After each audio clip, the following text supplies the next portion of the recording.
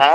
మరి నీతి నిజాయితీ గల ఇప్పుడు పెద్ద మనిషి కేసీరావే ఇంకో మాట ఏమంటున్నా అంటే మాకు హ్మ్. బీఆర్ఎస్కు లోక్సభలో ఒక్క డజన్ మంది ఎంపీలు ఉన్నా ఈ బనకచర్ల మీద బిర్ర కొట్లాడదాము అసలు సందు కూడా అన్నా ఇవ్వకపోదాము ఇంత పని చేస్తుర్రు ఏం చేయము మాకు బలం బనకచెర్ల లేకపోయా విషయంలా అంటుండు.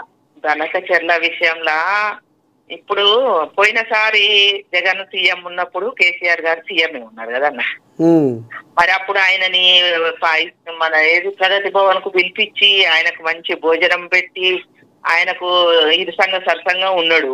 ఉమ్, మరి అప్పుడు అప్పుడు గుర్తు రాలేదా అన్న? ఉమ్, ఇప్పుడు ఉమ్, ఏంటంటే ఒక బదనం చేయాలని చూస్తున్నారు. ఉమ్, రేవంత్ రెడ్డి గారు టీడీపీ పార్టీ నుంచి వచ్చారు సీఎం గారు.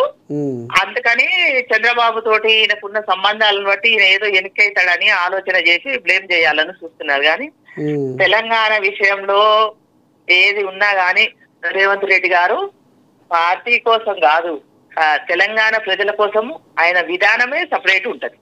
ఉమ్. సామరస్యంగా ముందుకు పోవాలని చూస్తారు తప్పితే సరే ఏదో ఆయన గురువు ఈయన శిష్యుడు అని ముందల మాట మాట్లాడితే ఇదే ముందలేస్తారు. కానీ అవు ఒకప్పుడు అవు ఈయన కూడా కేసీఆర్ కూడా మరి చంద్రబాబు నాయుడు తోటే ఉన్నాడు కదన్న. అప్పుడు ఈయన కాదా గురువు?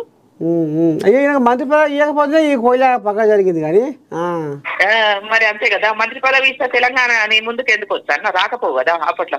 ఉమ్, ఉమ్, ఉమ్, ఉమ్, ఉమ్. మరి ఇప్పుడు మరి నీకు ఒక రూలు ఇతరులకు ఒక రూలు ఉంటదా? నువ్వు చేస్తేనేమో సంసారం, ఇతరులు చేస్తేనేమో ఇంకేమంటారు కదా అట్లా. అవు అవు అవు